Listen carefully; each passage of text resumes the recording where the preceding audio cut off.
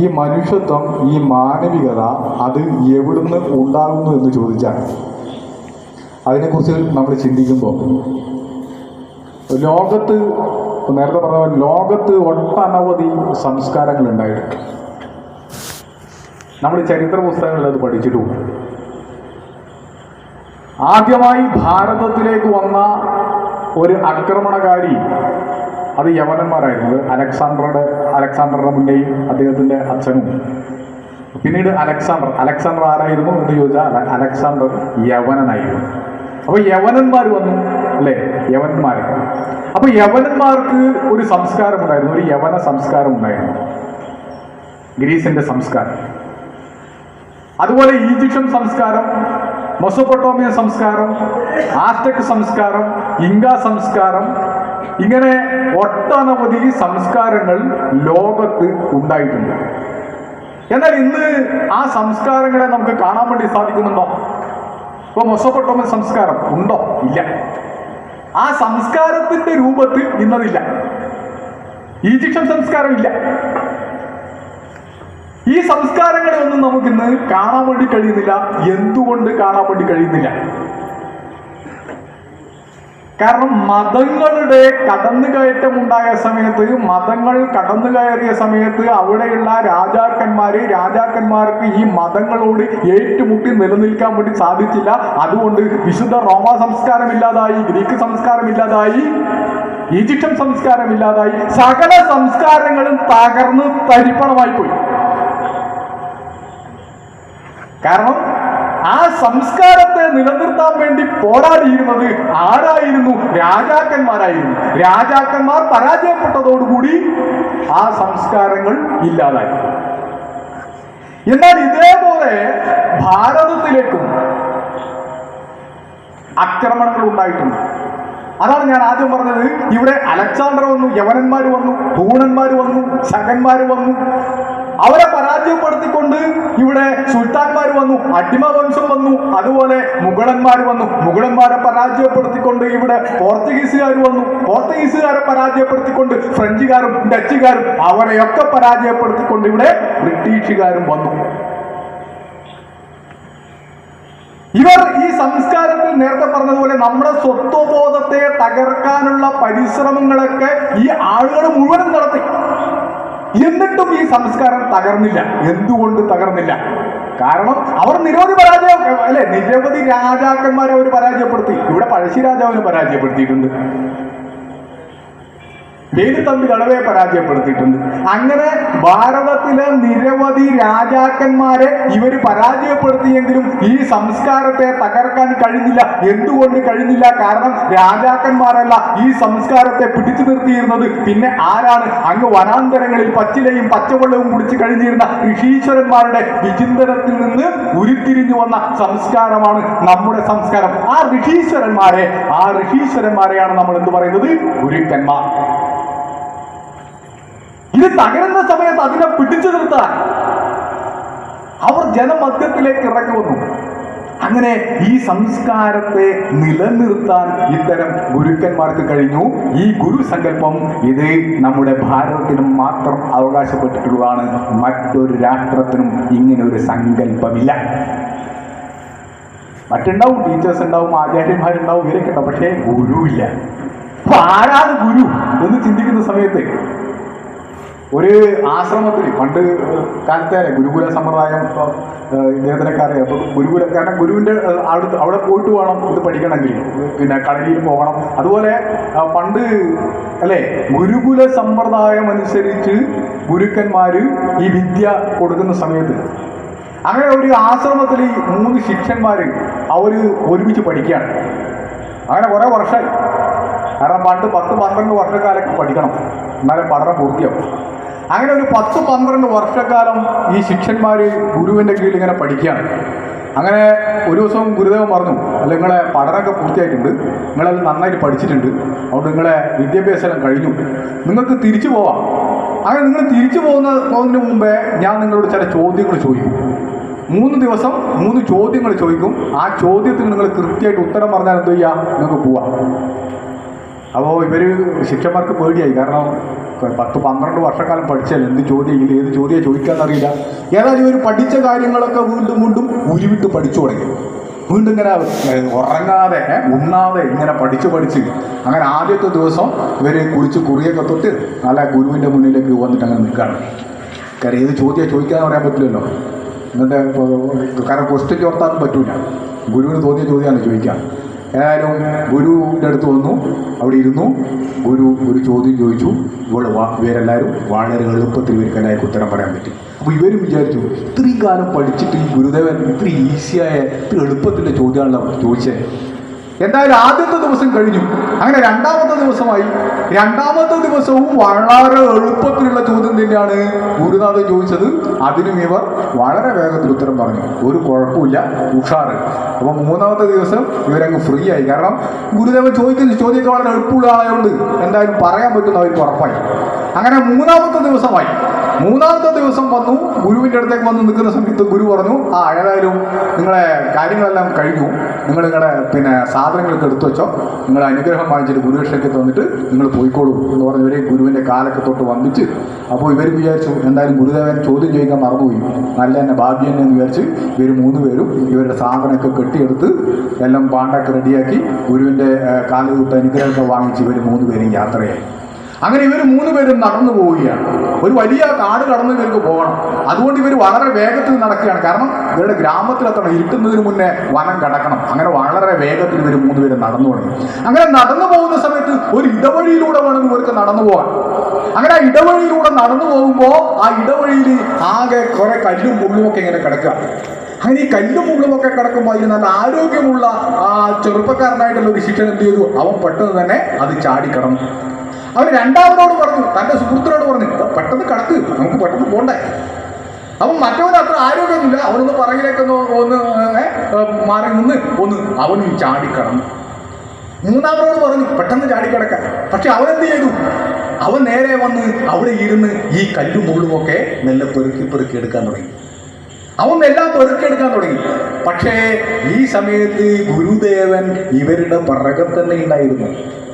ഗുരുനാഥൻ ഇവരെ പിറകിൽ തന്നെ ഉണ്ടായിരുന്നു. ഇവരെ 2 പേരുടെയും ചെവിയിൽ പിടിച്ചിട്ട് അവരോട് പറഞ്ഞു, നിങ്ങളുടെ വിദ്യാഭ്യാസം പൂർത്തിയായിട്ടില്ല. നിങ്ങളുടെ വിദ്യാഭ്യാസം പൂർത്തിയായിട്ടില്ല. കാരണം നിങ്ങൾ പഠിക്കേണ്ടത് പഠിച്ചിട്ടില്ല, നിങ്ങൾ അറിയേണ്ടതിനെ അറിഞ്ഞിട്ടില്ല. ഇനി വരുന്ന ഒരു തലമുറയ്ക്ക് വേണ്ടി സുഗമമായ ഒരു പാതയൊരുക്കണമെന്നൊരു തത്വമുണ്ടല്ലോ. നിങ്ങളുടെ ഉള്ളിലുള്ള അതേ ജീവചൈതന്യമാണ് ഇനി വരുന്ന ഓരോ ആളുകളുടെ ഉള്ളിലുള്ളത് എന്ന അറിവുണ്ടല്ലോ. ആ അറിവ് നിങ്ങൾ നേടിയെടുത്തിട്ടില്ല. യേശു ക്രിസ്തു പറയും എന്താണ്? നിങ്ങൾ നിങ്ങളെ സ്നേഹിക്കുന്നത് പോലെ നിങ്ങളുടെ അയൽക്കാരനെയും സ്നേഹിക്കണം. ഭാരതീയ ചിന്ത പഠിപ്പിക്കുന്നത് എന്താണ്? ഭാരതീയ ചിന്ത പഠിപ്പിക്കുന്നത് നിങ്ങൾ തന്നെയാണ് നിങ്ങളുടെ അയൽക്കാരൻ എന്നാണ്. നിങ്ങൾ തന്നെയാണ് നിങ്ങളുടെ അയൽക്കാരൻ.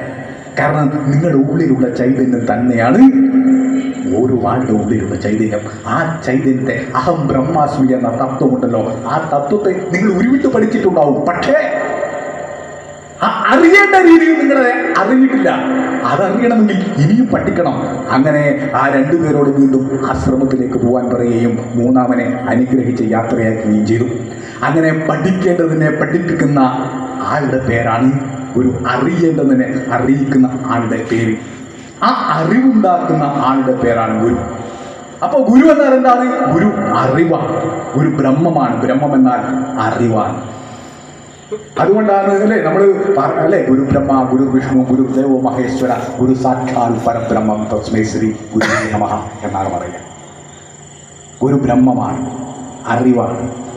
ആ അറിവിന്റെ തലത്തിലേക്ക്, പ്രജ്ഞാനാം ബ്രഹ്മം എന്ന അറിവിന്റെ തലത്തിലേക്ക് നമ്മുടെ ഗുരു എത്തുന്നുണ്ടോ? നമ്മുടെ ഗുരു ആരാണ്? നമ്മുടെ ഗുരു, നമ്മൾ ഗുരു എന്നുള്ള രീതിയിൽ, ഒരു പ്രതീകം എന്നുള്ള രീതിയിൽ നമ്മുടെ ഈ ഭഗവത്വത്തെ സ്വീകരിച്ചിരിക്കുന്നു. അപ്പൊ ഇവിടെ ഒരു ആചാര പദ്ധതി ഉണ്ടായി അല്ലേ? നമ്മളെ ധ്വജം ഉയർത്തുന്ന സമയത്ത്, അതിന് ഇറക്കുന്ന സമയത്ത് ഇതിനൊരു ആചാര പദ്ധതി ഉണ്ട്. ഇപ്പൊ ഭാരതാംബയുടെ കയ്യിൽ കിടക്കുന്ന ഒരു ഭഗവത്വജുണ്ട്, അത് നമ്മുടെ ഗുരുവാണോ? അല്ല എന്നാണ് ഉത്തരം. കാരണം നമ്മുടെ ശാഖയിൽ ഉയർത്തുന്ന ഭഗവത്വത്തിന് അതിനൊരു അളവില്ല.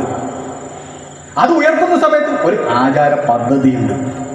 നമ്മൾ റോഡിൽ കെട്ടുന്ന എല്ലാ കാവിക്കൊടിയും നമ്മുടെ ഗുരുവാണോ? അല്ല.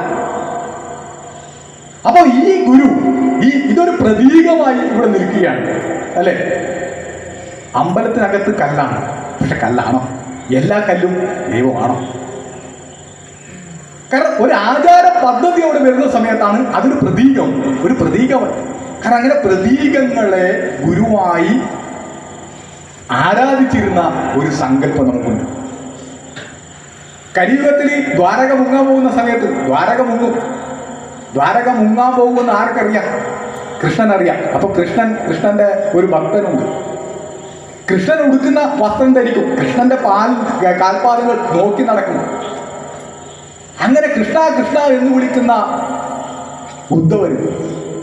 അപ്പൊ ഉദ്ധവരോട് കൃഷ്ണൻ പോയിട്ട് പറയും, ഉദ്ധവരെ ദ്വാരക മുങ്ങാൻ പോവുകയാണ്, നീ പെട്ടെന്ന് രക്ഷപ്പെട്ടോ, ഞാനിവിടുന്ന് പോകാൻ പോവാ. അപ്പൊ ഉദ്ധവര് പറഞ്ഞു, എനിക്ക് അങ്ങ് മന്ത്രോപദേശം നൽകണം, എന്നെ ശിഷ്യനായി സ്വീകരിക്കണം. അപ്പോ കൃഷ്ണൻ പറയും, എനിക്ക് നിന്നെ ശിഷ്യനാക്കാൻ പറ്റില്ല, ഗുരുവാവാനുള്ള യോഗ്യത എനിക്കില്ല. നീ എന്ത് ചെയ്യണം? നീ പ്രകൃതിയിൽ നിന്ന് പഠിക്കണം. അങ്ങനെ ഉദ്ധവഗീതയിൽ 24 ഗുരുക്കന്മാരെ കുറിച്ച് പറയുന്നുണ്ട്. ആകാശത്തെ ഗുരുവായി കാണുന്നു, കടലിനെ ഗുരുവായി കാണുന്നു, പ്രാവിനെ ഗുരുവായി കാണുന്നു, പട്ടിയെ ഗുരുവായി കാണുന്നു. ഓരോന്നിൽ നിന്നും പഠിക്കാനുണ്ട്. അങ്ങനെ പ്രതീകങ്ങളിൽ നിന്നൊക്കെ നീ എന്ത് ചെയ്യണം? നീ പഠിക്കണം. അങ്ങനെ ഒരു പ്രതീകം എന്നുള്ള രീതിയിലാണ് നമ്മുടെ ഈ ഭഗവത്വത്തെ സ്വീകരിച്ചത്. ഭഗവത്വത്തെ സ്വീകരിക്കുന്ന സമയത്തും ചർച്ചകളുണ്ടായി. ഇത് ചുവന്നത് വേണോ, ചുവപ്പ് വേണോ? ചുവപ്പ് നമുക്ക് അഭിമാനമുള്ള നിറം തന്നെയാണ് ചുവപ്പ്, സംശയമൊന്നുമില്ല. ഇപ്പൊ ചുവപ്പ് വേണോ? ചുവന്ന കൊടി ധാരാളമായി ഉപയോഗിച്ചിട്ടുമുണ്ട്. ചർച്ച ചെയ്തു. അല്ല മഞ്ഞ വേണോ? അതിനെക്കുറിച്ചും ചർച്ച ചെയ്യണ്ടായി. അല്ല വെളുപ്പ് വേണോ? ഇങ്ങനെ ചർച്ചകൾ നടത്തും. അങ്ങനെ ചർച്ച നടത്തുന്ന സമയത്താണ് നമ്മുടെ ഡോക്ടർജി പറഞ്ഞത്, ഇത് മൂന്നും ചേർന്ന കാവ്യമാവട്ടെ.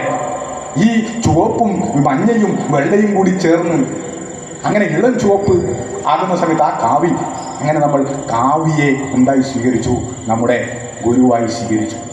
അപ്പൊ ഈ സ്വീകരിക്കുന്ന സമയത്ത് അന്ന് അദ്ദേഹം പറഞ്ഞതെന്താണ്? എന്താണ് ഇതിന്റെ ഈ പ്രതീകങ്ങൾ? ഇത് എന്തിന്റെ പ്രതീകമാണ്? ഇത് അരുണന്റെ പ്രതീകമാണ്. അരുണൻ ആരാണ്? സൂര്യനാണ്. അങ്ങനെ അരുണൻ ഉദിച്ചു വരുന്ന സമയത്ത് ഉണ്ടാകുന്ന നിറം എന്താണ്? ഒരു കാവ്യ നിറമുണ്ടാവും, കണ്ടിട്ടുണ്ടാവും നമ്മൾ. അപ്പൊ അരുണവർണ്ണമാണ്. അരുണൻ എന്താണ്? അരുണന്റെ പ്രത്യേകത എന്താണ്? സൂര്യന്റെ പ്രത്യേകത എന്താണ്? സൂര്യൻ അന്ധകാരത്തെ ഇല്ലാതാക്കി വെളിച്ചത്തെ പകരുന്നു. ഇരുട്ടിനെ ഇല്ലാതാക്കി വെളിച്ചത്തെ നൽകുന്നു. അറിവ്, അല്ലെ? അറിവില്ലായ്മ എന്ന അന്ധകാരത്തെ ഇല്ലാതാക്കി അറിവിനെ നൽകുന്ന, അറിവെന്ന വെളിച്ചത്തെ നൽകുന്നവന്റെ പേരാണ് ഗുരു. അങ്ങനെ ഈ അന്ധകാരത്തെ ഇല്ലാതാക്കി വെളിച്ചത്തെ നൽകുന്ന സൂര്യൻ. ഇപ്പൊ സൂര്യന് മറ്റൊരു പര്യായം കൂടിയുണ്ട്. എന്താണ്? അധ്യാപകന്മാർക്കെല്ലാം എല്ലാവർക്കും അറിയുന്നതാണ്. സൂര്യനെ നമ്മൾ ധി എന്ന് കൂടെ പറയും, ബുദ്ധി എന്നാണ്. ബുദ്ധി എന്താണ്? അറിവാണ്. അറിവെന്താണ്? പ്രജ്ഞാനാം ബ്രഹ്മം. അറിവെന്താകുന്നു? അറിവ് ബ്രഹ്മമാണ്. ആ ബ്രഹ്മത്തിന്റെ, ആദിത്യന്റെ, സൂര്യന്റെ, അരുണന്റെ പ്രതീകമാണ് നമ്മുടെ ഈ ഭഗവദ്ഗജം. അപ്പോ നമ്മുടെ ഭഗവദ്ഗജം എന്തിന്റെ പ്രതീകമാണ്? അറിവിന്റെ, ബുദ്ധിയുടെ, അരുണന്റെ പ്രതീകമാണ്. പ്രജ്ഞാനാം ബ്രഹ്മം. അങ്ങനെ ബ്രഹ്മമായി നിൽക്കുകയാണ് നമ്മുടെ ഈ ഭഗവദ്ഗജം. പിന്നെന്താ? ഇത് യാഗം നടക്കുന്ന സമയത്ത് ഉയർന്നു വരുന്ന ആ തീ ഉണ്ടല്ലോ, അതിൻ്റെ പ്രതീകമാണ്. യാഗാഗ്നിയുടെ പ്രതീകം. അഗ്നിയുടെ പ്രത്യേകത എന്താ? അഗ്നിയുടെ പഞ്ചഭൂതങ്ങളിൽ അശുദ്ധമാവാതെ എല്ലാത്തിനെയും ശുദ്ധീകരിക്കാൻ, ഭസ്മീകരിക്കാൻ കഴിവുള്ളത് ആർക്കാണ്? അത് അഗ്നിക്കാണ്. ഇവിടെ വിളക്ക് കത്തിച്ച് വെച്ചിട്ടുണ്ട്. എന്തിനാ വിളക്ക് കത്തിച്ച് വെച്ചാൽ? എന്ത് ചടങ്ങ് നടക്കുമ്പോൾ നമ്മൾ വിളക്ക് കത്തിക്കും. നമ്മുടെ സംസ്കാരത്തിന്റെ ഭാഗമാണ്, മതത്തിന്റെ ഭാഗമല്ല, ഓർക്കണം, സംസ്കാരത്തിന്റെ ഭാഗമാണ്. ഒരു വീട്ടിൽ കൂടെ നടക്കുന്ന സമയത്ത് ആദ്യം എന്താണ്? അല്ലേ? ഒരു ഗണപതി ഹോമം നടത്തും വിശ്വാസികൾ, അല്ലാത്തവരെ നടത്തുന്നില്ല. പക്ഷെ എന്നാലും എന്താണ്? വിളക്കൊക്കെ കത്തിച്ചു. ഒരു വിളക്ക് കത്തിച്ചിട്ട് വീടിനെ ഒന്ന് വലം വെച്ചിട്ട് വിളക്കെടുത്ത് കയറുന്ന ചില സ്ഥലങ്ങൾ അങ്ങനെ ചെയ്യും. ഇവിടെ എങ്ങനെ ചെയ്യും അറിഞ്ഞൂടാ. പക്ഷെ എന്തായാലും കല്യാണം നടക്കുന്ന സമയത്ത് വധുവിൻ്റെ മുന്നിൽ ഒരു വിളക്കുണ്ടാവും, അല്ലേ? ഒരമ്മ ഒരു വിളക്ക് പിടിച്ച് ആ പന്തലിൽ ഒന്ന് വലം. അപ്പോൾ അഗ്നിപ്രവേശം, അഗ്നിയാണ് ആദ്യം വരിക. അഗ്നി എന്താണ്? അഗ്നി ബ്രഹ്മത്തിൻ്റെ പ്രതീകമാണ്. അഗ്നി ബ്രഹ്മത്തിന്റെ അഗ്നിയുടെ പ്രതീകമാണ് നമ്മുടെ ഭഗവത്വജം. എല്ലാത്തിനെയും നമ്മുടെ മനസ്സിന്റെ മാലിന്യങ്ങൾ ഉണ്ടെങ്കിൽ ആ മാലിന്യങ്ങളെ മുഴുവൻ ശുദ്ധീകരിക്കാൻ അഗ്നിയെ പോലെ ശുദ്ധീകരിക്കാൻ കഴിവുണ്ട്. എന്തിന്? നമ്മുടെ ഈ പരമപവിത്ര ഭഗവത്വജത്തിന്. ഇതിനെ കാണുന്ന സമയത്ത് തന്നെ നമ്മുടെ സംസ്കാരത്തെ, ഈ നാടിന്റെ പാരമ്പര്യത്തെ കുറിച്ചുള്ള ഓർമ്മകൾ നമ്മുടെ ഉള്ളിലേക്ക് ഇരമ്പിയാർത്ത് വരും. അപ്പോൾ ഒന്നും മിണ്ടാതെ നമ്മുടെ ഈ പരമപവിത്ര ഭഗവത്വജനം എങ്ങനെ നടക്കും? അങ്ങനെ മിണ്ടാതിരിക്കുന്നതിന് ഗുരുവാകാൻ പറ്റുമോ? അല്ലേ? ഞാൻ നേരത്തെ പറഞ്ഞു, വിഗ്രഹങ്ങളൊന്നും നമ്മളോട് സംസാരിക്കാറില്ല. പക്ഷേ നമ്മൾ വിഗ്രഹങ്ങളോട് സംസാരിക്കാറുണ്ട്. വിഗ്രഹങ്ങളൊന്നും സംസാരിക്കാറില്ല. ഇത് ദക്ഷിണാമൂർത്തി സങ്കല്പത്തിൽ എന്താണ്? വൃക്ഷം വടതലോർമൂലെ യുവശിക്ഷ, യുവഗുരു വൃദ്ധശിക്ഷ, ഗുരുസ്തു മൗനം വ്യാഖ്യാനം, ശിക്ഷ ചിഹ്ന സംശയ. ശങ്കരാചാര്യ ദക്ഷിണാമൂർത്തി സങ്കല്പം ശങ്കരാചാര്യ ഇരിക്കുകയാണ്, ചെറുപ്പക്കാരനായ ഗുരു. കുറേ പ്രായമുള്ള ആളുകളൊക്കെ വന്ന് നിന്നിട്ടുണ്ട്. പക്ഷെ അവർ തമ്മിൽ സംസാരിക്കുന്നില്ല. പിന്നെ എന്താണ്? അവർ ഹൃദയം കൊണ്ട് സംസാരിക്കും. അങ്ങനെ സംശയങ്ങളകന്ന് അവർ പോവുകയാണ്. സംശയങ്ങളകന്നകന്ന് മനസ്സ് നിർമ്മലമാകുകയാണ്. അങ്ങനെ നമ്മുടെ ഗുരുവും ഒന്നും മിണ്ടാതെ ഇവിടെ ഇങ്ങനെ ഇരിക്കും. ഈ ഗുരുവിൻ്റെ മുന്നിലാണ് നമ്മൾ ഗുരുദക്ഷിണ അർപ്പിക്കുന്നത്. ഈ ഗുരുവിൻ്റെ മുന്നിൽ ഗുരുദക്ഷിണ അർപ്പിക്കും. അപ്പൊ ഇത് സമർപ്പണമാണ്. ഇവിടെ എന്താണ്? ഇവിടെ വരുന്ന സമയത്ത് സമർപ്പണമാണ് വരുന്നത്. സമർപ്പണത്തെ കുറിച്ച് ചിന്തിക്കുമ്പോൾ, പണ്ട് കാലത്ത് ഈ രാജാക്കന്മാരൊക്കെ ഭരിക്കുന്ന സമയത്ത്, ആ സമയത്ത് ഒരുപാട് നികുതികളൊക്കെ ഏർപ്പെടുത്തും. ഈ നികുതികളൊക്കെ ഏർപ്പെടുത്തുന്നതിനാ അവങ്ങനെ കൊടുക്കുന്ന സ്ഥലത്ത് ഖജനാവ് നിറയും. ഖജനാവ് നിറയുന്ന സമയത്ത് എന്താണ്? സമ്പത്തിൻ്റെ കേന്ദ്രീകരണം ഉണ്ടാവും. സമ്പത്ത് കേന്ദ്രീകരിക്കപ്പെടും. അപ്പോൾ സമ്പത്തിൻ്റെ കേന്ദ്രീകരണം ഉണ്ടായി. അപ്പോൾ ഇനിയിപ്പോൾ പട്ടിണി വരുന്നു വിചാരിക്കും, അല്ലെങ്കിൽ ദാരിദ്ര്യം ഉണ്ടായി നാട്ടിൽ, ആളുകൾക്ക് വേറെ പൈസ ഇല്ല, ഇങ്ങനെയുള്ള പ്രശ്നങ്ങൾ ഉണ്ടാകുന്ന സമയത്ത് രാജാവിനോട് ഗുരുനാഥൻ പറയും, എടോ നീ ഒരു യാഗം നടത്തും, എന്തെങ്കിലും ഒരു യാഗം നടത്തും. അപ്പോൾ രാജാവ് എന്തെങ്കിലും ഒരു യാഗം നടത്തും. അത് കുറേ കത്തിച്ചില്ല, അങ്ങനെയല്ല. ഈ യാഗം നടത്തിക്കഴിഞ്ഞാൽ യാഗത്തിൻ്റെ അവസാനം യാഗം നടത്തുന്ന യജമാനൻ എന്ത് ചെയ്യണം? ദാനം കൊടുക്കണം. ആര്? രാജാവ് ദാനം കൊടുക്കണം. അപ്പോൾ ഒരുപാട് ആളുകൾ വരും. അവിടെ ഈ പട്ടിണിയുള്ള ആളുകളൊക്കെ വരും. അവർക്ക് എന്താണ് ആവശ്യം? ധാന്യമാണ്, അരിയാണ്, അരി കൊടുക്കും. ഗോതമ്പാണ്, ഗോതമ്പ് കൊടുക്കും. ഇനിയിപ്പോൾ ചെറുപയറാണ്, ചെറുപയർ കൊടുക്കും. ഇനിയിപ്പോൾ സ്വർണ്ണമാണ്, സ്വർണം കൊടുക്കും. പശുവാണ്, പശു കൊടുക്കും. ഭൂമിയാണ്, ഭൂമി കൊടുക്കും. അപ്പോൾ സമ്പത്തിൻ്റെ കേന്ദ്രീകരണം നടക്കുകയും അതേ സമയത്ത് തന്നെ സമ്പത്തിൻ്റെ വികേന്ദ്രീകരണവും അന്ന് നടന്നിരുന്നു. പക്ഷേ ഈ കാലഘട്ടത്തിൽ, ഈ ആധുനിക കാലഘട്ടത്തിലേക്ക് വരുന്ന സമയത്ത് സമ്പത്തിൻ്റെ കേന്ദ്രീകരണം നടക്കുന്നുണ്ടെങ്കിലും സമ്പത്തിൻ്റെ വികേന്ദ്രീകരണം നടക്കുന്നുണ്ടോ? മനുഷ്യൻ്റെ അടിസ്ഥാന ആവശ്യങ്ങളായ അവന് ഭക്ഷണം വേണം, പാർപ്പിടം വേണം, അവന് വസ്ത്രം വേണം. ഈ മൂന്ന് കാര്യങ്ങളും എല്ലാവർക്കും വേണ്ടതുപോലെ ലഭിക്കുന്നുണ്ടോ? എന്തുകൊണ്ട് ലഭിക്കുന്നില്ല? കാരണം സമ്പത്തിന്റെ കേന്ദ്രീകരണം നടക്കുന്നു. ഈ കാലത്ത് അതിൻ്റെ വികേന്ദ്രീകരണം നടക്കുന്നില്ല. കാരണം മനുഷ്യന്റെ മനസ്സിനകത്തുള്ള സ്വാർത്ഥത എന്ന രോഗം കാരണം അതിൻ്റെ വികേന്ദ്രീകരണം നടക്കുന്നില്ല. ഒരാൾക്ക് ഭൂമി വേണം, എത്ര സെന്റ് ഭൂമി വേണം? നമ്മുടെ നാട്ടിൽ ഭൂമി ഇല്ലാത്തത് കൊണ്ടാണോ നമ്മുടെ വയനാട്ടിലെ പാവപ്പെട്ട വനവാസി സഹോദരങ്ങൾ അങ്ങ് സെക്രട്ടേറിയറ്റിന്റെ മുന്നിൽ പോയിട്ട് നിൽപ്പ് സമരം നടത്തേണ്ടി വരുന്നത്? ഇവിടെ ഭൂമി ഇല്ലാത്തത് കൊണ്ടാണോ? ആ സമയത്ത് തന്നെ ഒരു സോഷ്യലിസ്റ്റ് നേതാവിന് വയനാട്ടിലുള്ള ഭൂമി 2000 ഹെക്ടറാണ്. ഞാൻ പേര് പറയുന്നില്ല, നിങ്ങൾക്കറിയാം ആരാണ് വയനാട്ടിൽ ആർക്കാണുള്ളത് എന്ന്. സോഷ്യലിസ്റ്റ് നേതാവ് എന്ന് പറയുന്ന സമയത്ത് ആരാണ് എന്ന് നിങ്ങൾക്ക് മനസ്സിലാവും. അപ്പോ ഭൂമി കൈവശപ്പെടുത്തുന്നു ആര്? സോഷ്യലിസ്റ്റ് നേതാവ്. അപ്പോഴാണ് നമ്മുടെ വനവാസി സഹോദരന്മാർ അവർ വെടികൊള്ളേണ്ടി വരികയാണ്. എത്ര ഭൂമി വേണം അല്ലെ? ആറടി മണ്ണിന്റെ അവകാശി എന്ന കഥയിൽ പറയുന്നുണ്ട്. ഒരു ചെറുപ്പക്കാരൻ രാജാവിന്റെ അടുത്തേക്ക് പോവാണ്. എന്തിനാണ്? അവന് കുറച്ച് ഭൂമി വേണം, അവന് ഭൂമി വേണം. അങ്ങനെ രാജാവിന്റെ അടുത്തേക്ക് പോയിട്ട് രാജാവിനോട് പറഞ്ഞു, രാജാവേ എനിക്ക് ഭൂമി വേണം. അപ്പോൾ രാജാവ് ചോദിച്ചു, എത്ര വേണം ഭൂമി? അപ്പം ഇയാൾക്കൊരു സംശയം. കാരണം എന്താ? രാജാവാണ് ചോദിക്കുന്നത്, എത്രയാണ് പറയേണ്ടത്? ഇങ്ങനെ വലിയ ആളുകൾ ചോദിക്കുന്ന സമയത്ത് നമുക്കൊരു മടി ഉണ്ടാവില്ല, എത്രയാണ് പറയേണ്ടത്. ഞാൻ പറഞ്ഞാൽ കുറഞ്ഞു പോകുന്നത്, ഒരമ്മ ഒരു ചെറിയ കുട്ടീനെയും കൂട്ടിയിട്ടേ അവർ കടയിലേക്ക് പോവാണ്. കടയിൽ പോയിട്ട് ഇങ്ങനെ സാധനം മേടിക്കാം. ഇങ്ങനെ സാധനം മേടിക്കുന്ന സമയത്ത് ഓരോ സാധനം പറയും, ഉള്ളി, തക്കാളി, ഇതൊക്കെ പറഞ്ഞ് ഇങ്ങനെ പണ്ട് കാലമാണ്. അങ്ങനെ ഇത് മേടിക്കുന്ന സമയത്ത് സ്വാഭാവികമായിട്ട് നമ്മളൊക്കെ ചെറുപ്പത്തിൽ അങ്ങനെയാണല്ലോ. നമ്മളിങ്ങനെ കടയിൽ പോയി കഴിഞ്ഞാൽ നമ്മളവിടുത്തെ ഭരണിയിലേക്ക് ഇങ്ങനെ നോക്കും. അപ്പോൾ ഈ കുട്ടി എന്താണ്? അവിടുത്തെ മിച്ചറിൻ്റെ ഭരണിയിലേക്ക് ഇങ്ങനെ നോക്കിക്കൊണ്ടിരിക്കുക. എന്തായാലും കിട്ടൂല എന്ന് ഞാൻ അറിയാം. ആരും അമ്മ ഓടിച്ചു കൊടുക്കാനൊന്നും പോകില്ല, അവരുടെ പൈസ ഉണ്ടാവില്ലോ. അപ്പോൾ ഏതായാലും സാധനമൊക്കെ വാങ്ങിച്ച് കടക്കാരൻ ഇതൊക്കെ കൂട്ടി നോക്കി. അപ്പോഴും ഈ കുട്ടി എന്താണ് ഈ മിച്ചറിൻ്റെ ഭരണിയിലൊക്കെ ഞാൻ നോക്കുന്നത്. ഇതെല്ലാം കഴിഞ്ഞ് അങ്ങനെ കൂട്ടിയതിന് ശേഷം ഈ കടക്കാരൻ പൈസ പറഞ്ഞു, അമ്മ പൈസയും കൊടുത്തു. നോക്കുന്ന സമയത്ത് 10 പൈസ അങ്ങോട്ട് കൊടുക്കണം, ആർക്ക് കടക്കാരന് കൊടുക്കണം. അപ്പോൾ 10 പൈസ നാളെ തരാൻ പറഞ്ഞു. അമ്മ സാധനമൊക്കെ വാങ്ങിച്ചിങ്ങനെ പോകുന്ന സമയത്ത് കടക്കാരൻ സാധാരണ നമ്മുടെ നാട്ടുപുറത്തെ കടയാണല്ലോ, ഈ ചെറിയ കുഞ്ഞിനോട് പറഞ്ഞു, നീ ഒരു കാര്യം ചെയ്യും, എന്നാണ് ആ ഭരണിന്ന് കുറച്ച് മിച്ചർ വാരി എടുത്തോ. അപ്പോൾ ഈ മോൻ പറഞ്ഞു വേണ്ട. അപ്പോൾ വീണ്ടും പറഞ്ഞു കുഴപ്പമില്ല, വാരി എടുത്തോളൂ. അപ്പോൾ ഈ ചെറിയ മോൻ പറഞ്ഞു വേണ്ട.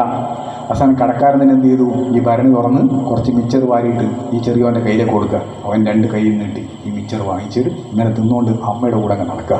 അങ്ങനെ അമ്മയുടെ കൂടെ ഇങ്ങനെ നടന്നു പോകുന്ന സമയത്ത് അമ്മ പറഞ്ഞടാ, നിന്നോട് ആ കടക്കാരൻ പറഞ്ഞിട്ട് എന്ത്, ഈ മിച്ചർ കുറച്ച് വാരിയെടുത്തോ, പിന്നെ നീ എന്താ ആദ്യം എടുക്കാൻ ഞാൻ.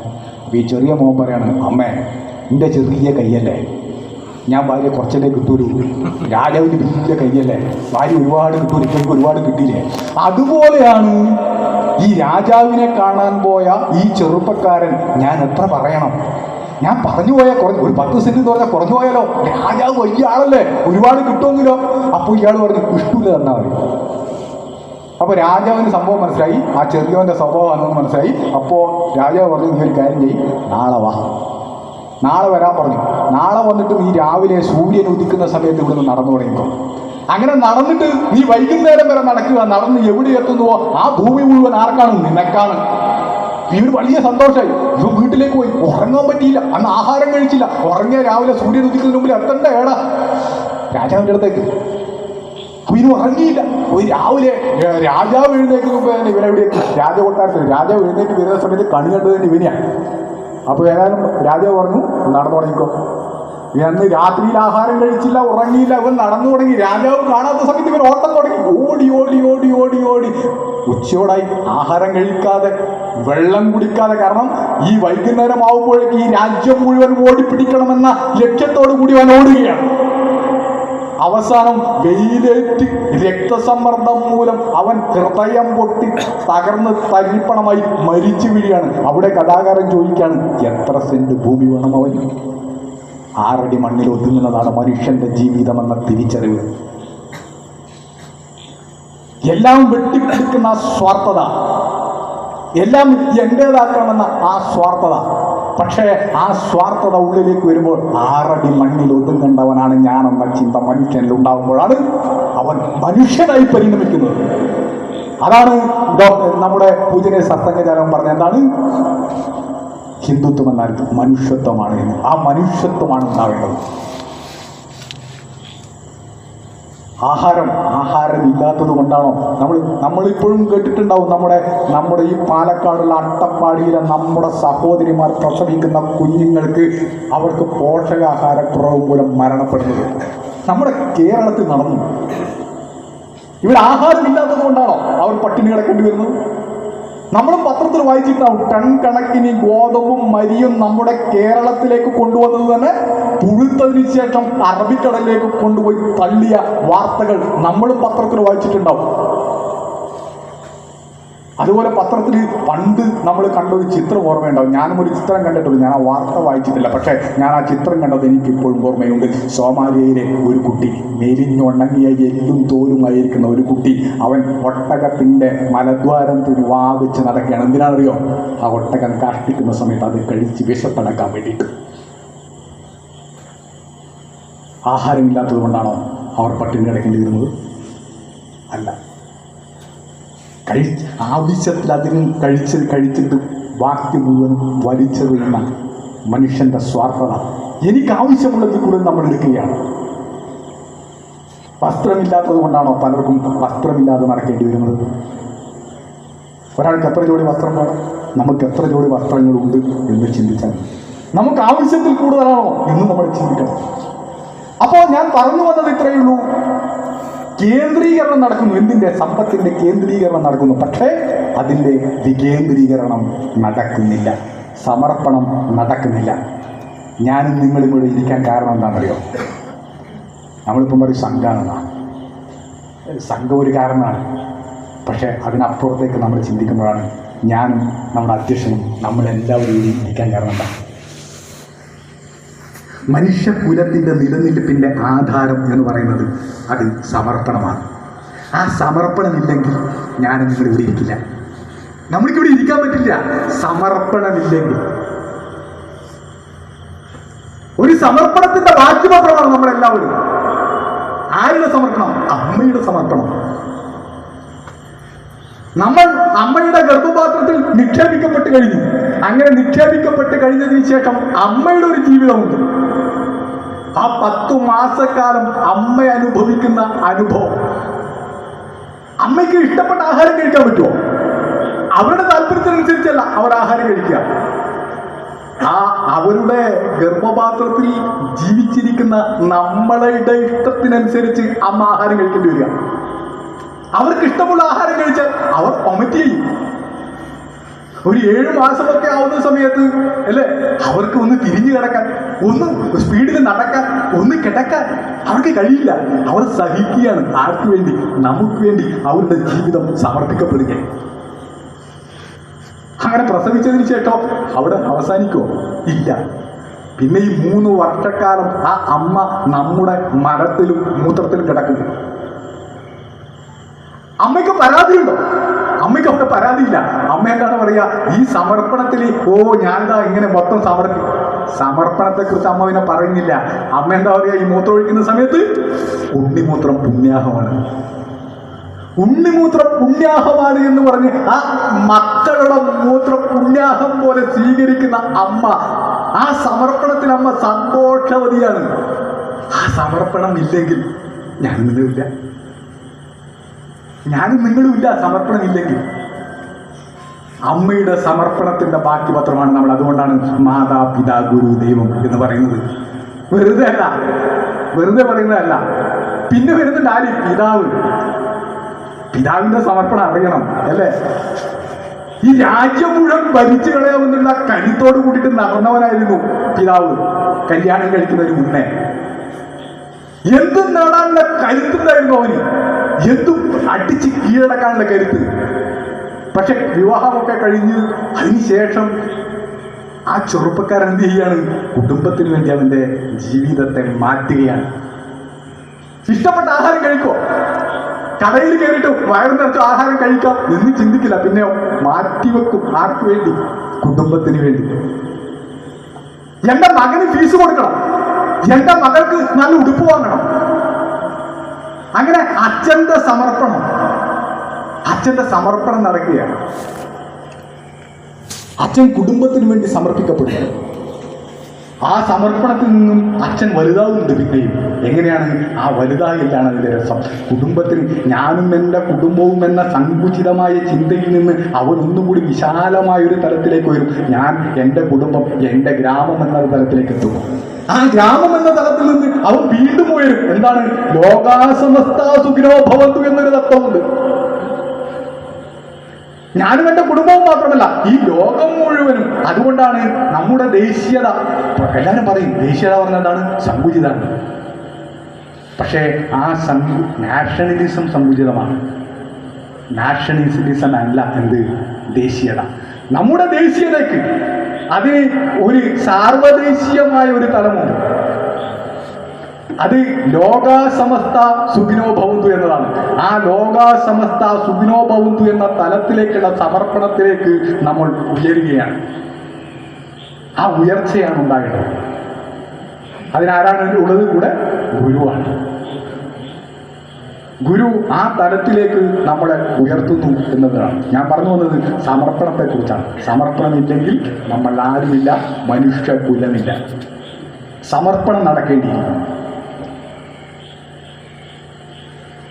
ഇവിടെ നമ്മുടെ പരമപവിത്ര ഭഗവത ചിത്രത്തിൻ്റെ മുന്നിൽ വന്നിട്ട് നമ്മളിതുപോലെ സമർപ്പണം നടത്തും. അങ്ങനെ സമർപ്പണമൊക്കെ നടത്തുന്ന സമയത്ത്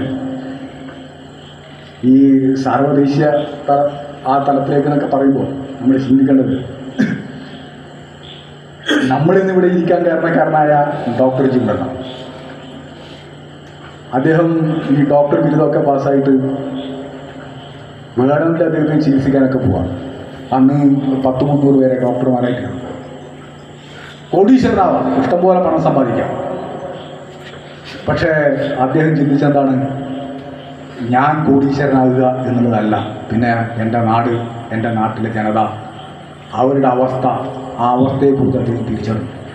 അവർക്ക് വേണ്ടി തൻ്റെ ജീവിതം മാറ്റിവെക്കണമെന്ന് ആ മനുഷ്യൻ തീരുമാനിച്ചു. അതിൻ്റെ ഭാഗമായിട്ടാണ് ഡോക്ടറായിരുന്നിട്ട് പോലും അദ്ദേഹം ചികിത്സിച്ച് പണം സമ്പാദിച്ച് അദ്ദേഹത്തിൻ്റെ ഇഷ്ടത്തിനനുസരിച്ച് ജീവിക്കാതെ ഈ നാടിന് വേണ്ടി ജീവിതം മാറ്റിവെച്ച മഹാനാണ് ഡോക്ടർ ജി. അദ്ദേഹം ഒരു മെഴുകുതിരിയായി ഇടിയിട്ട് ഈ ലോകത്തിന് മുഴുവനും വെളിച്ചം പകരുകയും ഒരു ചന്ദനത്തിരിയായി എരിഞ്ഞ് നമുക്ക് മുഴുവൻ സുഗന്ധം നൽകി കടന്നുപോയി നമ്മുടെ ഡോക്ടർ ജി. നമ്മളെ APJ അബ്ദുൽ കലാമിനെ കുറിച്ചിട്ട് നമുക്കറിയാം. APJ അബ്ദുൽ കലാം അല്ലേ, അദ്ദേഹത്തിന് വേണമെങ്കിൽ വിവാഹമൊക്കെ കഴിച്ച് അദ്ദേഹത്തിന് സുഖമായിട്ട് ജീവിക്കാമായിരുന്നു. പക്ഷെ അദ്ദേഹവും അത് ചെയ്തില്ല. അദ്ദേഹം ഈ നാടിന് വേണ്ടി, APJ അബ്ദുൽ കലാം ഈ നാടിന് വേണ്ടി അദ്ദേഹത്തിൻ്റെ ജീവിതത്തെ സമർപ്പിച്ചു. അങ്ങനെ സമർപ്പണ ജീവിതമാണ് ഈ രാഷ്ട്രത്തിൻ്റെ ഉയർച്ചയ്ക്ക് കാരണം. നമ്മുടെ നാട് പരവൈഭവത്തിലേക്ക് നീങ്ങണം. പരവൈഭവത്തിലേക്ക് നീങ്ങണമെങ്കിലോ സമർപ്പണം ഉണ്ടാകണം. സമർപ്പണം ഉണ്ടെങ്കിൽ മാത്രമേ നമ്മുടെ നാട് പരവൈഭവത്തിലേക്ക് നീങ്ങൂ. നമ്മൾ അലഹബാദ് സർവകലാശാലയെക്കുറിച്ച് കേട്ടിട്ടുണ്ടാവും. അലഹബാദ് സർവകലാശാലയിലെ അവിടെ ഒരു പ്രൊഫസർ ഉണ്ടായിരുന്നു. ആ പ്രൊഫസറുടെ പേര് നീലരത്തൻദ എന്നാണ്. പേര് നീലരത്തൻദ. ചില സമയത്ത് നീലരത്തൻധർ എന്നും പറയാറുണ്ട്. ഈ രണ്ട് രീതിയിലും അദ്ദേഹത്തിൻ്റെ പേര് പറയും. നമ്മൾ നെറ്റിൽ അടിച്ചു നോക്കിയാൽ നമുക്ക് ആ പേര് കാണാൻ പറ്റും. ഇന്ന് ആ സർവകലാശാല അറിയപ്പെടുന്നത് ഇദ്ദേഹത്തിൻ്റെ പേരിലാണ്. ഇപ്പം ഇദ്ദേഹത്തിൻ്റെ പ്രത്യേകത, ഇദ്ദേഹം നല്ലൊരു പ്രൊഫസറാണ്, നന്നായി പഠിപ്പിക്കുകയൊക്കെ ചെയ്യും. ഇദ്ദേഹം നടന്നു പോകുന്ന സമയത്ത് ഇദ്ദേഹത്തെ കുട്ടികൾ വിളിക്കും, പിശുക്കൻ എന്നാണ് വിളിക്കുക. കാരണം ഇദ്ദേഹം നല്ല വസ്ത്രമൊന്നും ധരിക്കില്ല. ആ ഒരു വസ്ത്രമേ ഉള്ളൂ. അത് തന്നെ പലപ്പോഴും തുന്നി കിട്ടിയിട്ട് വരിക. നല്ല ശമ്പളം വാങ്ങിക്കുന്ന ആളാണ്. അതുപോലെ നല്ല ചെരുപ്പുണ്ടാവില്ല. ഉള്ള ചെരുപ്പാണെങ്കിൽ അത് വള്ളി കൊട്ടേക്കായിരിക്കും. അതും ഇതുപോലെ തുന്നിയിട്ടൊക്കെ. ഇനിയിപ്പോൾ ക്യാൻറ്റീനിൽ പോയി കഴിഞ്ഞാലും ഇദ്ദേഹം ഒരു ചായ, അതും അങ്ങനെ പിശുക്കിയാണ് ഇയാൾ ജീവിക്കുന്നത്. അപ്പോൾ പക്ഷെ നല്ല പ്രൊഫസറാണ്. പക്ഷേ ഇദ്ദേഹത്തിനെ കളിയാക്കിയിട്ട് പിശുക്കൻ എന്നാണ് ഇദ്ദേഹത്തിൻ്റെ പേര് ബാക്കിയുള്ളവരൊക്കെ മറന്നുപോയി. അങ്ങനെ വർഷങ്ങൾ കുറേ വർഷം കഴിഞ്ഞ് ഇദ്ദേഹം റിട്ടയർമെൻറ്റിൻ്റെ സമയം. അങ്ങനെ റിട്ടയർമെൻറ്റിൻ്റെ സമയമായ സമയത്ത് അപ്പോൾ അവിടുത്തെ വിദ്യാർത്ഥികൾ പറഞ്ഞു, ഏതായാലും നമ്മുടെ പ്രൊഫസർ തിരിച്ചു പോവുകയാണല്ലോ, റിട്ടയർമെൻറ്റായി പോവുകയാണല്ലോ, നമുക്ക് നല്ലൊരു യാത്രയായി കൊടുക്കണം. ഇങ്ങനെ യാത്രയായി കൊടുക്കുന്ന സമയത്ത് എന്ത് വേണം, വെറുതെ പറഞ്ഞു ചൂടാം. നമുക്ക് എല്ലാവർക്കും കൂടിയിട്ട് നല്ല ഒരുപാട് സ്റ്റുഡൻസൊക്കെ ഉള്ള കോളേജാണ്, സർവകലാശാലയാണ്. നമുക്ക് എല്ലാവർക്കും കൂടി കുറച്ച് പൈസയൊക്കെ എടുത്തിട്ട് പൈസ കൊടുക്കണം. ഇനിയുള്ള റിട്ടയർമെൻറ്റ് ജീവിതത്തിലെങ്കിലും ഒന്ന് ആസ്വദിച്ച് ജീവിക്കട്ടെ, മര്യാദയ്ക്ക് ആഹാരമൊക്കെ കഴിക്കട്ടെ, നല്ല പിന്നെ വസ്ത്രമൊക്കെ ധരിക്കട്ടെ എന്ന് കുട്ടികൾ തീരുമാനിച്ചു. അങ്ങനെ കുട്ടികളെല്ലാവരും കൂടി വലിയൊരു കളക്ഷനൊക്കെ എടുത്ത് നല്ലൊരു പൈസ ഉണ്ടാക്കി. അധ്യാപകന്മാർ തീരുമാനിച്ചു, നമ്മുടെ ശമ്പളത്തിൻ്റെ ഒരു വിഹിതം അതെടുത്തിട്ട് നമുക്കൊരു പൈസ കൊടുക്കണം. അങ്ങനെ അവരും എല്ലാവരും കൂടെ കളക്ഷനൊക്കെ എടുത്ത് അവരൊരു പൈസയൊക്കെ എടുത്തു. അങ്ങനെ നല്ല ഒരു പൈസയുണ്ട്. അങ്ങനെ റിട്ടയർമെൻറ്റിൻ്റെ അന്ന് തിരിച്ചു പോകുന്ന സമയത്ത് ഒരു യാത്രയ്ക്ക് പരിപാടിയൊക്കെ ഉണ്ടാവുമല്ലോ. അങ്ങനെ യാത്രയ്ക്ക് പരിപാടിയൊക്കെ നടക്കുന്ന സമയത്ത് ആദ്യം ഒരു അധ്യാപകൻ വന്ന് സംസാരിച്ചു. നമ്മുടെ പ്രൊഫസർ ഉഷാറാണ്, ഗംഭീരാണ്, സൂപ്പറാണ് എന്നൊക്കെ അദ്ദേഹം പറഞ്ഞു. കുറേ നല്ല വാക്കുകളൊക്കെ പറഞ്ഞു. അപ്പോൾ നല്ലത് പറയാൻ മാത്രം ഉണ്ട് കേട്ടോ, നല്ല പ്രൊഫസറാണ്, അതിൽ സംശയമൊന്നുമില്ല. ഏതായാലും അദ്ദേഹത്തെക്കുറിച്ച് നന്നായി പുകഴ്ത്തി സംസാരിക്കുകയൊക്കെ ചെയ്തു. അതിനുശേഷം വിദ്യാർത്ഥികളുടെ ഒരു പ്രതിനിധിയും വന്നു. അവരും വളരെ ഗംഭീരമായി പ്രസംഗിച്ചു. അദ്ദേഹത്തെക്കുറിച്ചിട്ടും അദ്ദേഹത്തിൻ്റെ വർണ്ണനകളൊക്കെ ഉണ്ടായി. എല്ലാം കഴിഞ്ഞ് ഇവർ ഈ കയ്യിലുണ്ടായിരുന്ന ഈ പൈസ അദ്ദേഹത്തിന് കൊടുത്ത്, അങ്ങനെ അവസാനം നന്ദി പറയാൻ വേണ്ടിയിട്ട് അദ്ദേഹത്തിന് ക്ഷണിച്ചു. അങ്ങനെ മറുപടി പ്രസംഗത്തിന് വേണ്ടി അദ്ദേഹം മൈക്കിന് മുന്നിൽ നിന്ന് അദ്ദേഹം വിദ്യാർത്ഥികളെ നോക്കാൻ അദ്ദേഹം കരഞ്ഞുപോയി. അങ്ങനെ കരഞ്ഞുകൊണ്ട് അദ്ദേഹം വിദ്യാർത്ഥികളെ നോക്കിയിട്ട് അദ്ദേഹം തുടങ്ങിയത് ഇങ്ങനെയാണ്: നിങ്ങൾ എനിക്ക് തന്ന ഈ സ്വീകരണത്തിന് ഞാൻ നിങ്ങളോട് നന്ദി അറിയിക്കുകയാണ്. നിങ്ങൾ എനിക്ക് തന്ന ഈ സ്വീകരണത്തിന് എനിക്ക് നിങ്ങളോട് നന്ദിയുണ്ട്.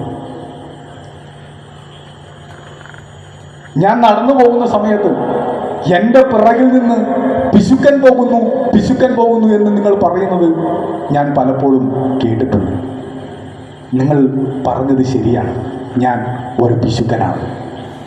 ഇവിടെ നിന്ന് കിട്ടിയ ശമ്പളമുണ്ടല്ലോ, ഇവിടെ നിന്ന് കിട്ടിയ ശമ്പളത്തിൽ നിന്ന് ഒരു രൂപ പോലും ഞാൻ എടുത്തിട്ടില്ല. അത് മുഴുവനും ഞാൻ ബാങ്കിൽ നിക്ഷേപിച്ചിട്ടുണ്ട്. അതുപോലെ നിങ്ങളിപ്പോൾ തന്ന ഈ പണമുണ്ടല്ലോ, ഈ പണവും അതുപോലെ ഞാൻ ബാങ്കിൽ നിക്ഷേപിച്ച ആ പണത്തിൻ്റെ പാസ്ബുക്ക് ഞാൻ കൊണ്ടുവന്നിട്ടുണ്ട്. ഇത് മുഴുവനും ഞാൻ ഈ കോളേജിന് വേണ്ടി സമർപ്പിക്കുകയാണ്. എനിക്ക് ഇവിടെ നിന്ന് കിട്ടിയ ശമ്പളത്തിൽ നിന്ന് 1 രൂപ പോലും ഞാൻ ചെലവാക്കിയിട്ടില്ല. ആ ചെലവാക്കാത്ത പണം മുഴുവനും ഞാൻ ബാങ്കിൽ നിക്ഷേപിച്ചിട്ടുണ്ട്. ആ നിക്ഷേപിച്ച ആ പണത്തിന്റെ ആ പാസ്ബുക്കും നിങ്ങൾ നൽകിയ ഈ പണമുണ്ടല്ലോ, ഇത് ഞാൻ ഈ കോളേജിന് വേണ്ടി സമർപ്പിക്കുകയാണ്. എന്തിനു വേണ്ടി? ഞാൻ പഠിപ്പിച്ചിരുന്ന വിഷയം ഫിസിക്സ്, ഊർജ്ജതന്ത്രം. ആ ഊർജ്ജതന്ത്രം വിഷയം ഞാൻ പഠിപ്പിക്കുന്ന സമയത്ത് പലപ്പോഴും വിദ്യാർത്ഥികൾ വരും, അവർ സംശയങ്ങൾ ചോദിക്കും. ചില സംശയങ്ങൾക്ക് എനിക്ക് ഉത്തരം കൊടുക്കാൻ കഴിഞ്ഞില്ല. എന്തുകൊണ്ട് കഴിഞ്ഞില്ല? അതിനു വേണ്ടിയിട്ടുള്ള ഭൗതിക സാഹചര്യങ്ങൾ ഈ സർവകലാശാലയിലില്ല. ഇവിടെ നല്ലൊരു ലാബില്ല, ഇവിടെ ലൈബ്രറി ഇല്ല, ഇവിടെ അതിനുള്ള ഒരു സൗകര്യവുമില്ല. അതുകൊണ്ട് എനിക്ക് നല്ല രീതിയിൽ അവരെ പഠിപ്പിക്കാൻ വേണ്ടി സാധിച്ചില്ല. അതുകൊണ്ട് ഞാൻ ഈ പഠിപ്പിക്കുന്ന ഈ വിഷയത്തിന് വേണ്ടി, ഈ ഫിസിക്സിന് വേണ്ടി, ഈ ഊർജ്ജതന്ത്രം എന്ന ഈ വിഷയത്തിന് വേണ്ടി ഞാനിത് സമർപ്പിക്കുകയാണ്. ഇനി വരുന്ന ഒരു തലമുറയ്ക്ക് വേണ്ടി അവർ ഈ നാടിന്റെ വിളക്കുകളായി മാറണം. അതിന് ഞാനൊരു കരിവിളക്കായി മാറട്ടെ എന്ന് തീരുമാനിച്ച് ജീവിതം ഈ നാടിന് വേണ്ടി, ഈ നാട്ടിലെ ജനതയ്ക്ക് വേണ്ടി, ഇനി വരുന്ന ഒരു തലമുറയ്ക്ക് വേണ്ടി ആ മനുഷ്യൻ സമർപ്പിച്ചു. ആ മനുഷ്യന്റെ പേര് നീലരഥന്ത എന്നാണ്. ഇന്ന് ആ സർവകലാശാലയിലെ ഊർജ്ജതന്ത്ര വിഭാഗം അറിയപ്പെടുന്നത് നീലരഥന്ത മെമ്മോറിയൽ എന്നാണ്. അപ്പൊ ഇനി വരുന്ന ഒരു തലമുറയ്ക്ക് വേണ്ടി സമർപ്പിക്കപ്പെട്ടത് കൊണ്ടാണ് നമ്മുടെ നാട് എങ്ങനെ ഇങ്ങനെ മുന്നോട്ട് പോകുന്നു എന്ന് ചിന്തിക്കുന്ന സമയത്ത് അതാണ് ഞാൻ ആദ്യം പറഞ്ഞത്. എന്താണ്? മനുഷ്യ കുലത്തിന്റെ നിലനിൽപ്പിന്റെ ആധാരം എന്ന് പറയുന്നത് എന്താണ്? അത് സമർപ്പണമാണ്. അത് സമർപ്പണമാണ്.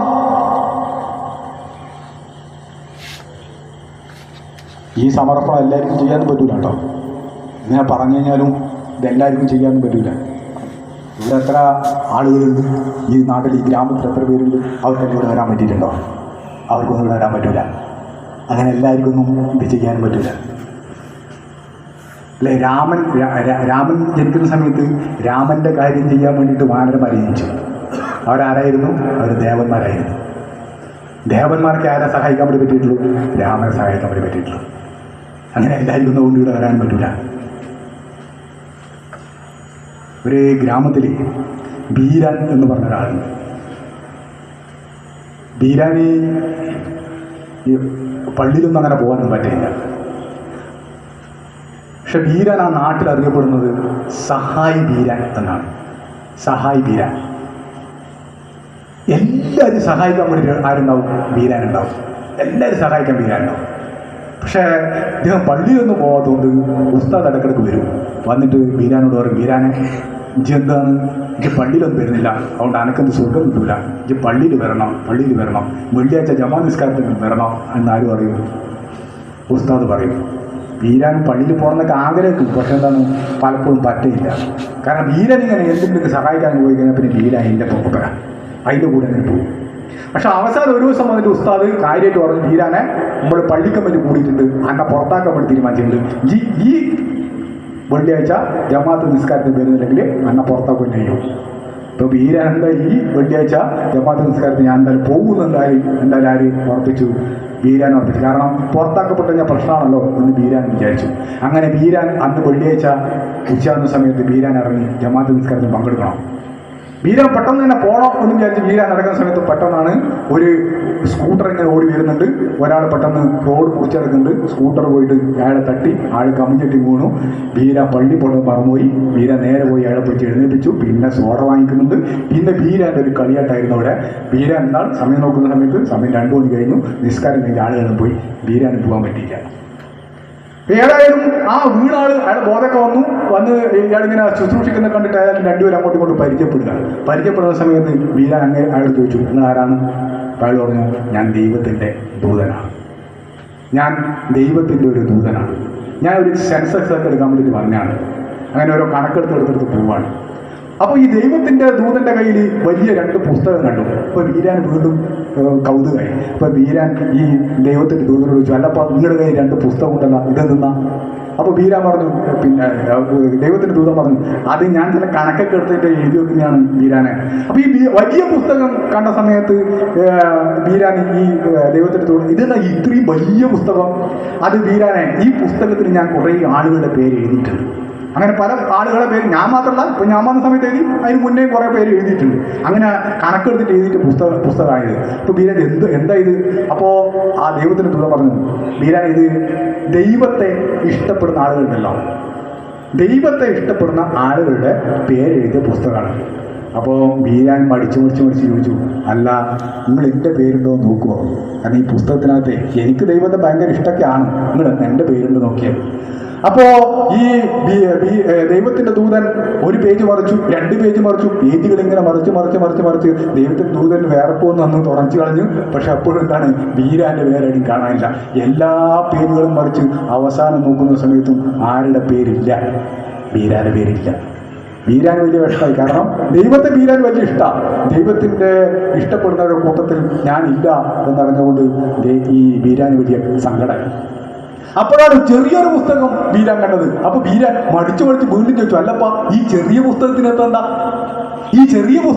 എന്താ? അപ്പോ ദൈവത്തിന് ദൂതൻ പറഞ്ഞു, ബീരാനെ ഇത് നോക്കണം, ഇത് ദൈവം ഇഷ്ടപ്പെടുന്ന ആളുകളുടെ പേരുകൾ എഴുതിയ പുസ്തകമാണ്. ദൈവം ഇഷ്ടപ്പെടുന്ന ആളുകളുടെ പേരാണ് ഈ പുസ്തകത്തിനകത്തുള്ളത്. ഇത് വളരെ കുറച്ചു പേരേ ഉള്ളൂ.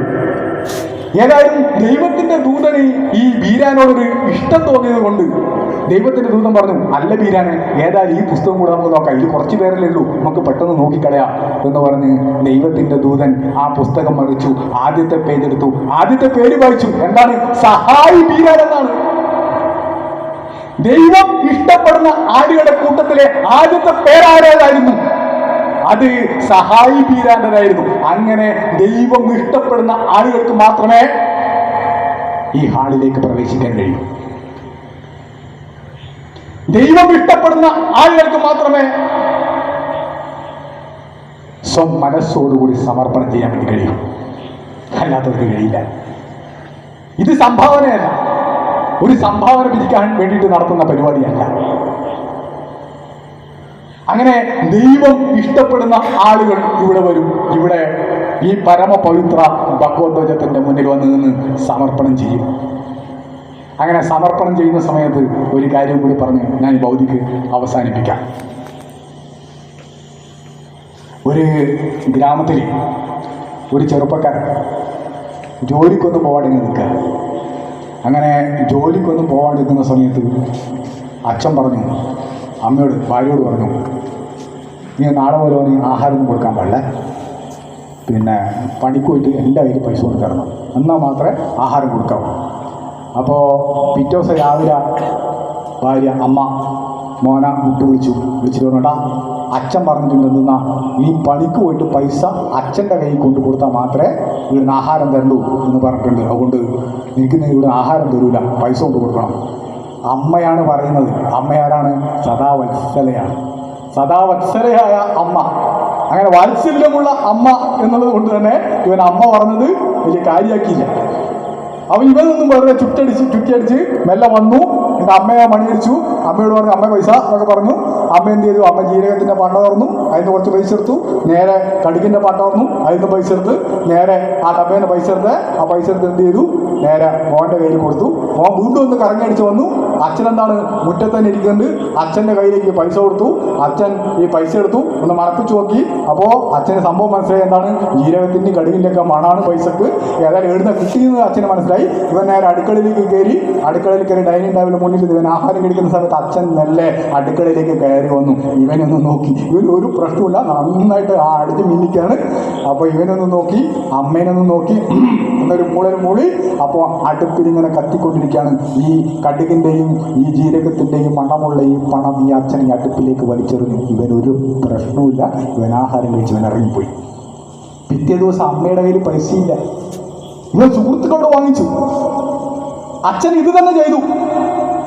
പിറ്റേ ദിവസം ബന്ധുക്കളോട് വാങ്ങിച്ചു. പിറ്റേ ദിവസം അയൽക്കാരോട് വാങ്ങിച്ചു. അച്ഛൻ ഇത് തന്നെ ചെയ്തു. ഒരു ദിവസം ആരുടെ കയ്യിൽ നിന്ന് ഒരു പൈസയും കിട്ടാത്ത അവസ്ഥയിൽ, ഒരു പൈസയില്ല ആരുടെ കയ്യിൽ നിന്ന്. ഇവൻ അവസാനം ഒരു വീട്ടിൽ പോയിട്ട് പറഞ്ഞു, ഞാൻ എന്തെങ്കിലും പണിയെടുക്കാം. അങ്ങനെ എന്തെങ്കിലും പണിയെടുക്കാമെന്ന് പറഞ്ഞ് അവിടുന്ന് തൂമ്പെടുത്ത് അവിടുത്തെ കവുങ്ങിനും അവിടുത്തെ തെങ്ങിനുമൊക്കെ തടമൊക്കെ എടുത്ത് അവിടുന്ന് വളമൊക്കെ ഇട്ട് അങ്ങനെ വേർത്തൊലിച്ച് മണ്ണൊക്കെ പുരണ്ട് അവിടുന്ന് പൈസയും മേടിച്ചിട്ട് ആ പുരണ്ട കയ്യിൽ വിയർപ്പ് മണക്കുന്ന ആ പണവുമായിട്ട് ഇവൻ അഭിമാനത്തോടു കൂടി നെഞ്ചും വിരിച്ച് വീട്ടിലേക്ക് ഒരു വരവുണ്ട്. അച്ഛൻ കാലിന്റെ മുകളിൽ കാലൊക്കെ വെച്ചിട്ട് കസേരയുടെ മുകളിൽ ഇങ്ങനെ ഇരിക്കുന്നുണ്ട് ഇവിടെ വീട്ടിന്റെ മുറ്റത്ത് തന്നെ. ഇവനെ കണ്ടു നോക്കുന്ന സമയത്ത് വേർപ്പ് കുളിച്ച് വരുന്നുണ്ട്. എൻ്റെ നന്നായി അച്ഛൻ വിചാരിച്ചു. അച്ഛന്റെ കയ്യിലേക്ക് ഈ വിയർപ്പിന്റെ മണ്ണമുള്ള ഈ പണം അച്ഛന്റെ കയ്യിലേക്ക് കൊടുത്തു. ഇവൻ നേരെ മുഖം ഇതൊക്കെ കഴിഞ്ഞ് വിശന്നിട്ട് ഇവൻ നിൽക്കാൻ പറ്റില്ല. ഇവൻ നേരെ ചാടി അടുക്കളയിലെത്തി. അച്ഛൻ നേരെ ഈ വിയർപ്പും മണ്ണും ഒക്കെ പറണ്ട ഈ പണവുമായിട്ട് നേരെ അടുക്കളയിലേക്ക് പോയി. ഇവനെ നോക്കി ഒന്ന് ചിരിച്ചു. ഇവരെ നോക്കിയിട്ടൊന്ന് ചിരിച്ചിട്ട് ഇങ്ങനെ കത്തിക്കൊണ്ടിരിക്കുകയാണ്. അപ്പോഴും അടുപ്പ് നേരെ പോയി അടുപ്പിലേക്ക് അച്ഛൻ ഈ പണം വലിച്ചെറിയാൻ പോകുന്ന സമയത്ത് ഇവൻ ഓടി വന്ന് അച്ഛൻ്റെ കയ്യിൽ പിടിച്ചു പോകും. അച്ഛൻ്റെ കയ്യിൽ പിടിച്ചിട്ട് പറഞ്ഞു, അച്ഛാ ഇത് ഇത് ഇതെന്റെ പണമാണ്, ഇതെന്റെ പണമാണ്, ഇതെന്റെ രക്തം വിയർപ്പാക്കിയ എന്റെ പണമാണ്. അതുകൊണ്ട് അച്ഛാ ഇത് അടുപ്പിലേക്ക് എറിയരുത്. നമ്മൾ സ്വയം സേവകര്, നമ്മുടെ രക്തം വിയർപ്പാക്കിയ നമ്മുടെ പണമാണ്. ഈ പരമപവിത്ര ഭഗവത്വത്തിന്റെ മുന്നിൽ വന്ന് പ്രണാമം ചെയ്തിട്ട് ഗുരുദക്ഷിണയായിട്ട് അർപ്പിക്കുന്നത്. ആരുടേതാണ് സംഘം? ആരുടേതാണ് രാഷ്ട്രം? നമ്മുടെ രക്തം വിയർപ്പാക്കിയ നമ്മുടെ പണം കൊണ്ട് വളരുന്ന ഈ സംഘടന ആരുടേത്? എന്റേത്, നമ്മുടേത് എന്ന് പറയണ്ടേ? ആരുടേതാണ് രാഷ്ട്രം? ഈ ഭാരത മാതാവ് ആരുടേതാണ്? ഈ ഗുരുദക്ഷിണ എന്തിനു വേണ്ടിയുള്ളതാണ്? ഈ ഗുരുദക്ഷിണ ഈ രാഷ്ട്രത്തിന്റെ പരംവൈഭവത്തിന് വേണ്ടിയിട്ടുള്ളതാണ്. അതുകൊണ്ടാണ് നമ്മുടെ അട്ടപ്പാടിയിലെ കാര്യം ഞാൻ പറഞ്ഞു. അട്ടപ്പാടിയിൽ നമ്മൾ ഒരു മെഡിക്കൽ മിഷൻ നടത്തുന്നുണ്ട്, അവിടെ ഒരു സ്കൂളുകൾ നടത്തുന്നുണ്ട്. എങ്ങനെ നടത്തുന്നു? നമ്മുടെ രക്തം വിയർപ്പാക്കിയ നമ്മുടെ പണം കൊണ്ട് ഈ രാഷ്ട്രത്തിന്റെ പരമവൈഭവം നടക്കിയ അവിടെ വയനാട്ടിൽ മെഡിക്കൽ മിഷൻ ഉണ്ട്. അവിടെ വനവാസി സഹോദരന്മാർക്ക് ഫ്രീ ആണ് ചികിത്സ. എങ്ങനെ നടത്തുന്നു?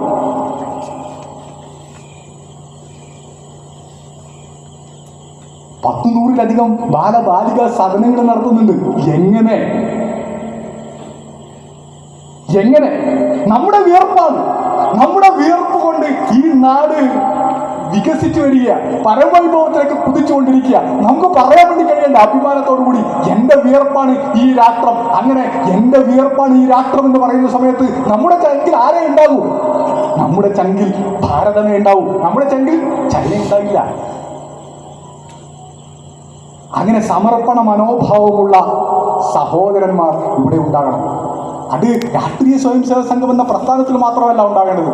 ഈ നാട്ടിൽ മുഴുക്കെ ഈ രാഷ്ട്രത്തെക്കുറിച്ച് ചിന്തിക്കുന്ന ആളുകളുടെ എണ്ണം വർദ്ധിപ്പിക്കണം. അതിനുള്ള പ്രവർത്തനങ്ങൾ ഈ 100ാം വർഷത്തിൽ നമ്മൾ ഏറ്റെടുത്ത് നടത്തണം. ഇവിടെ അവസാനിപ്പിക്കരുത്. അപ്പൊ നമ്മൾ വലിയ അഭിമാനത്തോടു കൂടി ഇത് എന്റേത് മാത്രമാണെന്നുള്ള അഹങ്കാരത്തിലായിരിക്കരുത് നമ്മൾ ഈ പരമപവിത്ര ഭഗവതത്തിന്റെ മുന്നിൽ നിന്നിട്ട് പ്രണാം ചെയ്യേണ്ടത്. പ്രണാം ചെയ്യുന്ന സമയത്ത് നമ്മളൊന്ന് താഴ്ത്തും.